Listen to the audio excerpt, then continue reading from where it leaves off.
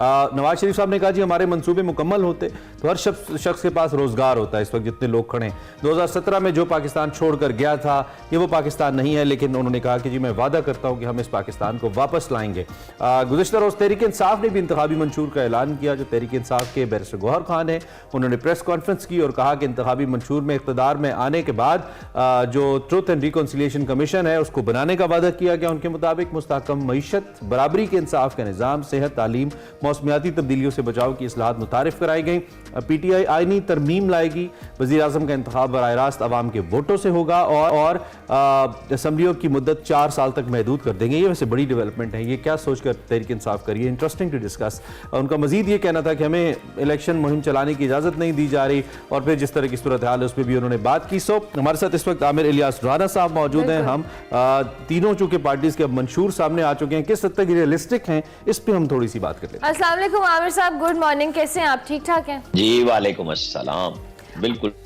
अच्छा आमिर साहब, मंशूर जो आ रहे हैं, बार बार हम भी इन मंशूर के हवाले से सुन भी रहे हैं, जो कैंपेन जारी हैं, चाहे वो पीपल्स पार्टी हो, नून लीग हो, ऑब्वियसली, और अभी तहरीक इंसाफ ने भी जिस मंशूर के हवाले से, जिस मंशूर का इनफैक्ट ऐलान किया है, किस हद तक रियलिस्टिक बातें हैं या ये सिर्फ कैंपेन की हद तक है? क्योंकि ऑब्वियसली सियासी जमातें या सियासी रहनुमा या सियासतदान जब कैंपेन्स करते हैं तो इस तरह के बयानात अवाम को इंगेज करने के लिए देते हैं, लेकिन उस पर जब इम्प्लीमेंटेशन की बारी आती है तो बहुत सारे चैलेंजेस भी आ जाते हैं। देखिए, आपने तीनों पार्टियों का कहा और सबसे ज्यादा तनकीद PMLN पे हो रही थी कि जी मंशूर नहीं लाई, क्योंकि वो एक तासुर बन रहा था कि हुकूमत बन रही है और ये तासुर बनाने में पीपल्स पार्टी और PTI सबसे आगे थी कि जी चौथी दफा वजीर आजम बनने के लिए लंदन से आ रहे हैं। और बाकी पार्टियों के मंशूर पे बात कम हो रही थी कि जी नून क्यों नहीं ला रही, तो फिर नून लाई, फिर उसी दिन पीपल्स पार्टी ने भी मंशूर दे दिया और कल PTI ने दिया। हम PTI से शुरू होते हैं तो देखें उनका मंशूर जो है, जिसको आपने कहा कि बातें बहुत अच्छी हैं, लेकिन वो है ना नौमन तेल होगी ना राधा नाचेगी। उनकी तमाम बातें वो है आईनी तरमीम से मशरूत। अवाम तो गए उसके अंदर से दूर कि जी ये करेंगे वो करेंगे, क्योंकि जो मंशूर 2018 में इमरान खान साहब ने पेश किया था, जिसमें असद उमर से लेके और सारी दुनिया बैठी थी कि पहले 100 दिन में हम ये करेंगे और 6 महीने में ये करेंगे, और उसमें तमाम स्टेट एंटरप्राइजेज जो खसारे में है या चला के दिखा देंगे या उनको प्राइवेटाइज करेंगे। जो वादे किए उन्होंने नौकरियों के, डैम के, जो वादे किए उन्होंने घरों के, आपको पता है उसमें कुछ भी अमल दरामद नहीं हुआ। इसलिए मैं आपके इस शो में भी खुद भी कह चुका हूं कि 2013 नवाज शरीफ का और 18 इमरान खान का मंशूर सामने उठा के देख लें तो पता चल जाएगा किस पार्टी ने कौन सी बात पे अमल किया। इमरान खान साहब की, जैसे आज ये इनकी पार्टी ने कहा कि ये आईनी तरमीम हो जाए, तो जो सतही सी बातें थी जो आम आदमी को खुश करने की थी, यानी गवर्नर हाउस की दीवारें गिरा देंगे, यूनिवर्सिटियां बना देंगे, PM हाउस में यूनिवर्सिटी बना देंगे, मतलब छोटी सी बातें ना, अगर एक आपको इशू करना है ऑर्डर तो वो उसके ऊपर अमल दरामद हो जाता, तो कुछ नहीं कर सके कहीं से भी।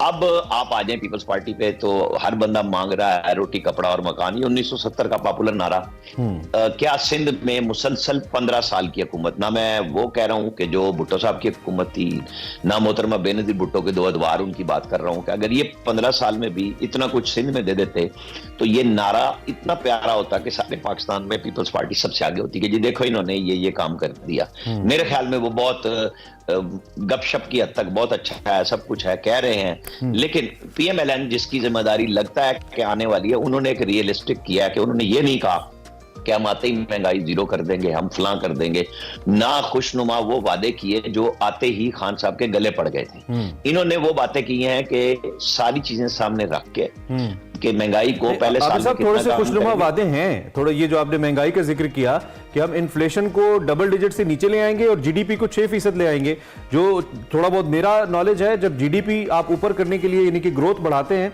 ऑटोमेटिकली इन्फ्लेशन ऊपर जाती है, यानी कि आपकी इकोनॉमिक एक्टिविटी तेज होती है। ये इन दोनों टर्म्स का आपस में ताल्लुक ऐसा है इकोनॉमिकली, तो ये PMLN कैसे करेगी? मुझे तो समझ नहीं आई, आपको आई? आपने अगर देखा हो तो उन्होंने बतदरीज 5वें साल में ये बात कही है ग्रोथ कितनी होगी, पहले साल में महंगाई कितनी कम होगी, उन्होंने कोई ये दावा नहीं किया हुआ। मैंने भी देखा, आपने बहुत अच्छी बात की है, लेकिन उनके मैंने जो पढ़ा है, इसीलिए मैंने उसको रियलिस्टिक कहा।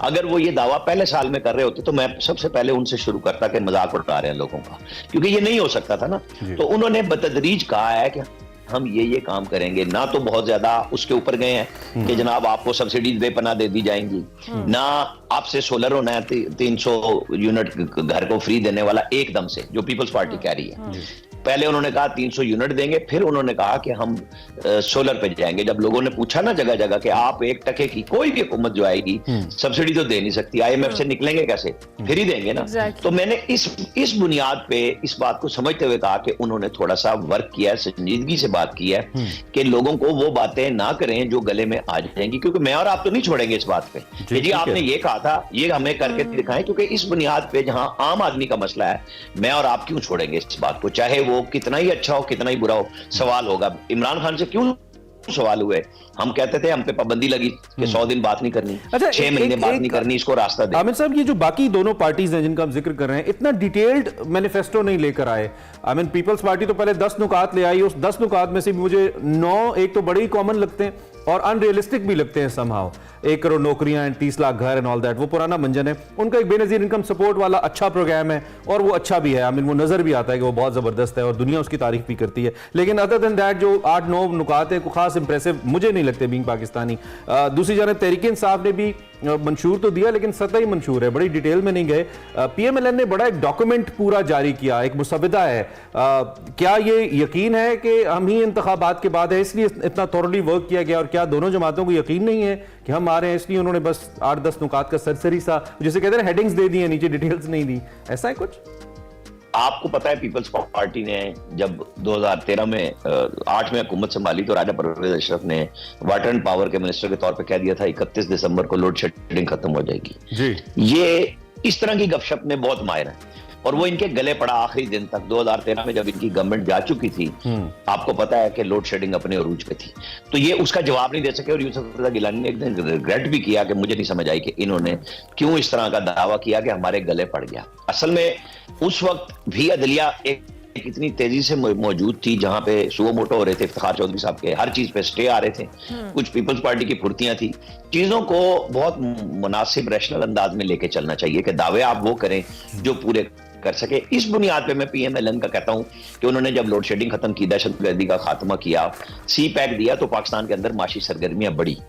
अब जब आपको इन तीनों पार्टियों को देखना है तो 2 पार्टियों ने खुद से नवाज शरीफ के लंदन चलने से पहले हुकूमत PMLN के हवाले कर दी थी, तासुर भी बना, आप जलसे भी देख रहे हैं। एक पार्टी 9 मई की वजह से यानी PTI ज़ेरे अताब भी है और वो रहेगी। मैं तो इसमें कोई मुझे मैं आपके पास जब भी आया इस प्रोग्राम में मैंने कहा कि वो इनके लिए सबसे बड़ा मसला है। इन्होंने स्टेट से माफी मांगने से इनकार किया, बार बार ये कहा कि अगर मुझे कमांडो पकड़ेंगे तो मेरे लोग कैंटोनमेंट्स में जाएंगे। ये वो चीजें हैं जो इनके लिए मुश्किलात का सबब बनी। कुछ ये वकीलों के हाथ चढ़ गए और अपनी पार्टी को निशान भी खो बैठे और जवाब भी खो बैठे हैं कि सुप्रीम कोर्ट के ऊपर बहुत तनकीद होती है कि वो नजरिया जरूरत के तहत उसे पॉपुलरिज्म की तरफ जाना चाहिए था। वो सिर्फ कानूनी नुक्ते पे गई और बल्ला निशान ले लिया। ये अब इनकी अपनी पार्टी क़यादत का मसला है कि वो इस निशान के बाद कैसे लाएंगे। आप बात कर रहे हैं तो बैरिस्टर गौहर साहब ने भी कल प्रेस कॉन्फ्रेंस की है और उन्होंने जो इंतखाबी मंशूर जैसे इमरान ने का बड़ा सरसरी सा दिया है, लेकिन दूसरी जानिब उन्होंने 4 साल जो मुद्दत है असेंबलियों की वो महदूद करने के हवाले के एक रिफॉर्म को भी उन्होंने जिक्र किया है। और साथ साथ उन्होंने ये एज यूजुअल बहुत सारे रहनुमाओं की तरह तहरीक इंसाफ की कि जी उन्हें इंतखाबी मुहिम चलाने की इजाज़त नहीं दी जा रही और गिरफ्तारियां अमल में लाई जा रही हैं, रुकावटें डाली जा रही हैं। सो क्या कहेंगे इस हवाले से? तहरीक इंसाफ को वो जो लेवल प्लेइंग फील्ड बार बार बात कर रहे हैं उसमें वो सफ़र कर रहे हैं, आपको लगता है इस इंतखाबी सिस्टम के अंदर? देखिए, मैंने तो आपको पहले कह दिया कि 9 मई की वजह से उनके पास गुंजाइश नहीं है, लेकिन जब यही बात बैरिस्टर गौर कह रहे हैं तो इनको तो कोई नहीं रोक रहा। इनके बहुत सारे रहनुमा KP में रैलियां भी कर रहे हैं, सब कुछ हो रहा है। तो पंजाब के लोगों को क्या हुआ है, सिंध के लोगों को क्या हुआ है? वो खुद मफरूर हुए हैं, पार्टियां भी छोड़ गए, अपनी पार्टी भी छोड़ गए और मैदान में भी नहीं आ रहे। ये KP के लोग अगर आ रहे हैं तो रिस्पांस भी आ रहा है लोगों का। अब अगर आप लाहौर में मौजूद ही ना हो, आप कहां जाएंगे? आप मुल्तान में मौजूद ना हो, आप फंस जाएं जाके, कराची में आपकी मकबूलियत है उस मकबूलियत को वोटर तक पहुंचाने के लिए आपके कैंडिडेट को होना चाहिए। कैंडिडेट को फिर जो 8 फरवरी अब बिल्कुल सर पे हमारे, उसके आखिरी 2 दिन मेरे हिसाब किताब में 70% इलेक्शन वो 2 दिन होते हैं कि आप पूरे पोलिंग स्टेशन पे हर जगह अपने दफ्तर बनाते हैं, वहां के वोटरों को बताते हैं कि आपका उम्मीदवार ये है, हम आपको ले जाएंगे या आप आ रहे होंगे। वो काम कौन करेगा पीटीआई की जगह पे? 2013 में सबसे बड़ा मसला पीटीआई का ये था और 2024 में इससे भी बड़ा मसला ये होगा कि उस वक्त उम्मीदवार थे तो तजर्बा मौजूद नहीं था, और जो तजर्बाकार खिलाड़ी थे वो सिर्फ अपनी गेम कर रहे थे, बतौर पार्टी वो नहीं चल रहे थे। अगर हम इलेक्शन की साइंस के मुताबिक देखें, जहां मुश्किलात होती हैं, वो 2018 में मुस्लिम लीग नून पे कोई कम नहीं थी। अच्छा, वहां पे लेकिन 50 कागज थे। फिक्रा कर लेने दें, मुझे एक फिक्रा कंप्लीट करने दें कि जो काम उनकी पार्टी के साथ हो चुका था, अरेस्ट वो भी थे, सजाएं उनको भी हो चुकी थी, लेकिन उनकी क्यादत और लोगों ने इलेक्शन लड़ा और वो पंजाब में जीत के भी आए।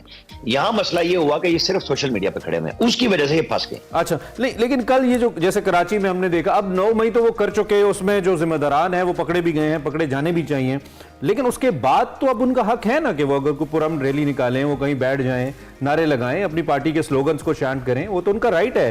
तो उसमें भी जब उनको जिस तरह के मनाजिर हम देखते हैं, जैसे मैंने कल कुछ रिमोट फुटेजेस देखी ऑन ट्विटर, लोग झंडे छीन रहे हैं फैमिली से तहरीक इंसाफ के, तो ये तो कम से कम पाकिस्तानियत की बात है ना। It's not about any party leader और एनी पार्टी सिंबल और समथिंग। ये तो मेरा और आपका राइट है। I mean if you want to go to the चौक और आप अपनी जमात जिसको आपने वोट करना है बतौर शहरी सपोर्ट करें, तो आपका राइट है ना। तो मेरे में ये राइट तो नहीं छीनना चाहिए। ये तो एक अच्छी मिसाल नहीं कायम कर रहे हैं हम।